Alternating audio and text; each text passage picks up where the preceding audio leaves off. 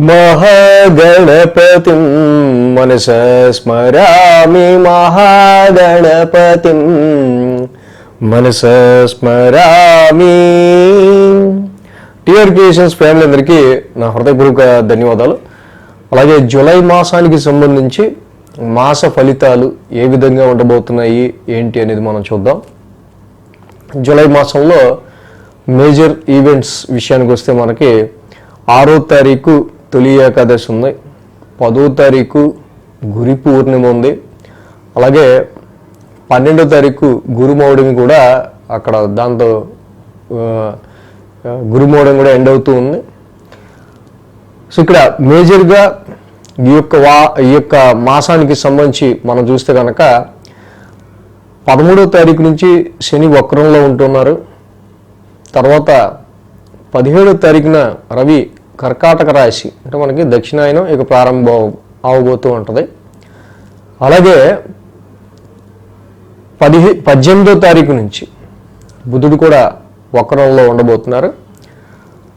July 26 అంటే 4వ వారానికి జూలై 26న శుక్రుడు మిథున రాశి స్వక్షేత్రం వదిలి మిత్రక్షేత్రంలో అడుగు పెడుతున్నారు. జూన్ 29న ఇక మాసాంతానికి కుజుడు సింహరాశి కుజకేతువుల యొక్క యుతి కంప్లీట్ అయి కుజుడు కన్యారాశి శత్రుక్షేత్రంలోకి అడుగు పెడుతూ ఉన్నారు. సో మొత్తంగా ఈ యొక్క మాసంలో గ్రహాల యొక్క పరిస్థితి చూస్తే వృషభంలో శుక్రుడు, అలాగే మిథునంలో గురుడు, ఇక బుధుడు కర్కాటక రాశిలో, కుజకేతువులు సింహరాశిలో, అలాగే కుంభంలో రాహువు, ఇంకా శని కూడా మీనరాశిలో సంచరిస్తూ ఉన్నారు. సో ఈ విధమైన గ్రహస్థితుల ఆధారంగా ద్వాదశ రాశుల వారికి సంబంధించి ఈ మాస ఫలితాలు ఈ మాసం ఏ విధంగా ఉండబోతున్నాయి అనేది చూద్దాం. వృషభ రాశి వారికి సంబంధించి జూలై మాస ఫలితాల విషయానికి వస్తే వృషభ రాశికి మెయిన్గా రాశిలో శుక్రుని యొక్క సంచారం, ద్వితీయంలో గురుని యొక్క సంచారం, తృతీయంలో రవి యొక్క సంచారం, దశమంలో రాహు యొక్క సంచారం, లాభంలో శని యొక్క సంచారం, 5 గ్రహాల యొక్క అనుకూలత వృషభ రాశి వారికి ఇక్కడ యోగిస్తూ ఉంది.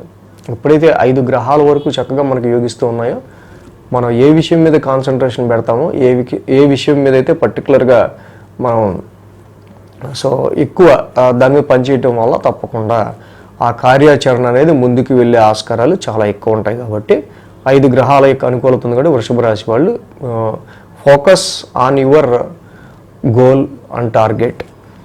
సో కాబట్టి ఇక్కడ ఈ రాశి వాళ్ళకి సంబంధించి మనం చూస్తే ఫస్ట్ రాశ్యాధిపతి శుక్రుడు రాశిలో ఉన్నాడు. It is very present after a 1 year long travel రాశ్యాధిపతి శుక్రుడు రాశిలో ఉన్నారు. వృషభ రాశి వాళ్ళకి సంబంధించి మేజర్గా ఎప్పుడైతే శుక్రుడు రాశిలో ఉన్నారో you feel very comfort zone. ముందు మీ కాన్ఫిడెన్స్ లెవెల్స్ రీచ్ కావచ్చు, ప్లెజెంట్నెస్ రీచ్ కావచ్చు. సో శుక్రుడు జనరల్గా సో టెన్షన్స్ తీసుకోకుండా మైండ్కి ఎక్కువ స్ట్రెస్ కాకుండా ఉన్న దానిలో ప్లెజెంట్గా ఉండడానికి ఎక్కువ ఆలోచిస్తాడు. సో కాబట్టి ఈ టైంలో రాశ్యాధిపతి రాశిలో ఉన్నారు కాబట్టి వృషభ రాశి వారికి మోరోవర్ వీళ్ళకి హెల్త్ పాయింట్ ఆఫ్ వ్యూలో కూడా కొంతవరకు పాజిటివ్ రిజల్ట్స్ శుక్రుడి యొక్క సంచారం వల్ల మనకు అనిపిస్తూ ఉంది. అదేవిధంగా మొదటి 2 వారాలు కూడా రవి యొక్క సంచారం వీళ్ళకి ద్వితీయంలో ఉంది. సో ఫైనాన్షియల్ డ్రైనెస్ అవుతూ ఉంటుంది. వచ్చిన మనీని సరిగ్గా సద్వినియోగపరచుకోకపోవటం, లేకపోతే ఏదో విధంగా ఖర్చు అయిపోతూ ఉండటం ఇక్కడ గురుమూడమే జరుగుతూ ఉంది కాబట్టి మనకు కనిపిస్తూ ఉంది జనరల్గా.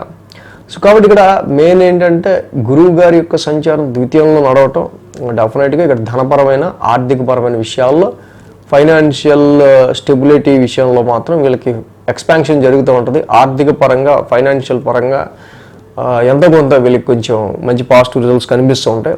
బట్ మొదటి 2 వారాలు రవి ద్వితీయ స్థానంలో కూడా ఆయన కూడా ఉన్నారు కాబట్టి ఫైనాన్షియల్ డ్రైనెస్ అనేది ఈ గురుమూడం వల్ల సో మనీ వచ్చినా కూడా ఖర్చు అయిపోతూ ఉండటం అనేది మనం మెయిన్గా గుర్తుపెట్టుకోవాల్సిన విషయం. అలాగే కొన్నిసార్లు ఎక్స్పెక్టింగ్ సమ్ ఫ్యామిలీలో హెల్త్ పాయింట్ ఆఫ్ వ్యూలో చిన్నపాటి డిస్టర్బెన్సెస్ వల్ల ఉండే ఆస్కారాలు కూడా ఉన్నాయి. అలాగే ఈ రాశికి 3-4 వారాల్లో చూస్తే 17వ తారీఖు తర్వాత నుంచి రవి తృతీయ స్థాన సంచారం. తృతీయంలో రవి బాగా యోగిస్తారు మంచి పరాక్రమ స్థానాల్లో. సో 3-4 వారాల్లో రవి యొక్క ఈ తృతీయ స్థాన సంచారం వల్ల ఫ్యామిలీ, ఇందాక మనం చెప్పుకున్నాం ఫ్యామిలీలో హెల్త్ ఇష్యూస్ కావచ్చు, ఫైనాన్షియల్ డ్రైనెస్ కావచ్చు, ఆర్థిక పరంగా కొంచెం ఎక్కువ మనీ డ్రైనెస్, ఖర్చు ఎక్కువ కావడం కావచ్చు, ఇవన్నీ తగ్గుతాయి. అండ్ మీలో కొంచెం సెల్ఫ్ కాన్ఫిడెన్స్ పెరుగుతుంది, మంచి విల్ పవర్ పెరుగుతుంది, హెల్త్ కూడా కొంచెం రికవరీ అవుతుంది. 3 నెలలుగా లేనిది రవి కూడా అనుకూలంలోకి వస్తారు కాబట్టి.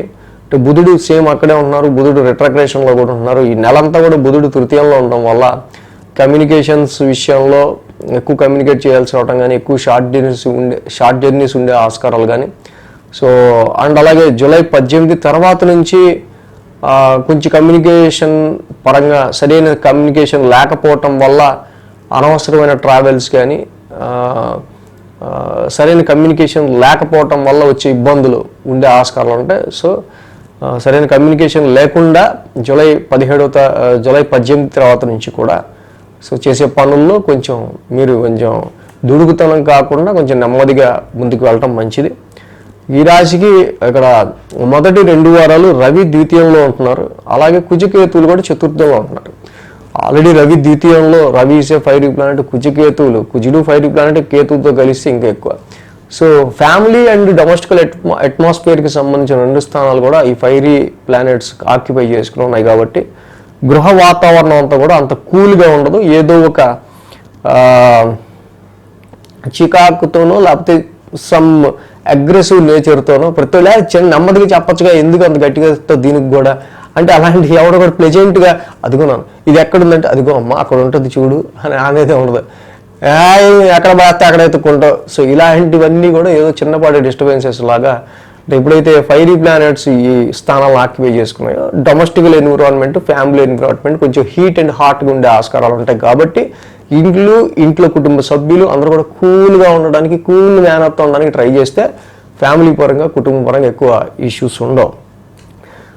సో ఈ కుజకేతువుల యొక్క చతుర్థ స్థాన సంచారం కావచ్చు, అర్ధాష్టమంలో రవి యొక్క సంచారం కావచ్చు, ఇది డొమెస్టికల్ అంటే గృహపరమైన విషయాలు, కుటుంబ సభ్యులకి సంబంధించి ఆరోగ్యం కావచ్చు, వాహనాలకి సంబంధించి కావచ్చు, మీ కంఫర్ట్ లెవెల్స్కి సంబంధించిన విషయాల్లో కావచ్చు, దీని ఇంపాక్ట్ కొంచెం ఉంటుంది కాబట్టి చూసుకోండి. This is a passing cloud. So ఇలా ఉండబోతుంది కాబట్టి వీటిలో కొంచెం జాగ్రత్త తీసుకోవాలి అంతే.